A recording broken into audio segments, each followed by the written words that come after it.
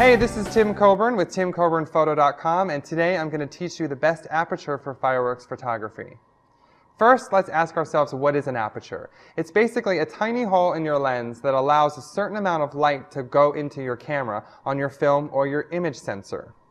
The bigger the hole, the smaller the number, and the more light that is allowed into your camera. The smaller the hole, the bigger the number, and the less light that's going to come into your camera. To get the best possible focused image, you're actually going to want to use somewhere in the middle, between f8 and f11. These are the strongest and most focused aperture that you can use for your camera.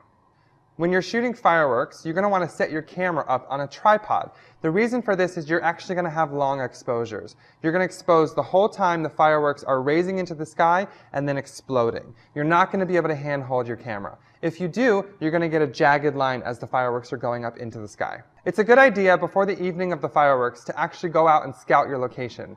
The reason for this is when you're shooting the fireworks, it's going to be dark, and it's kind of hard to figure out where to go.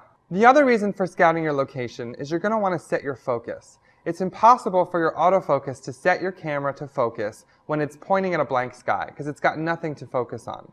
So you're actually going to want to set your focus during the daytime or in the evening to get it exactly where you want it and leave your camera on the tripod where it is. Another alternative for this is to wait for the first firework blast to go up into the sky and then set your focus on that. Once you've got your camera set up on the tripod, you're going to want to use your settings. Now, most cameras don't have firework settings, so the setting that you're going to want to set it to is manual. As I said before, you're going to want to set your f-stop to f8 through f11. This is going to give you the sharpest picture.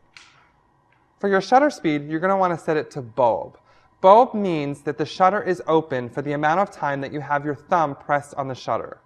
It's a really good idea to minimize camera shake to use a cable release.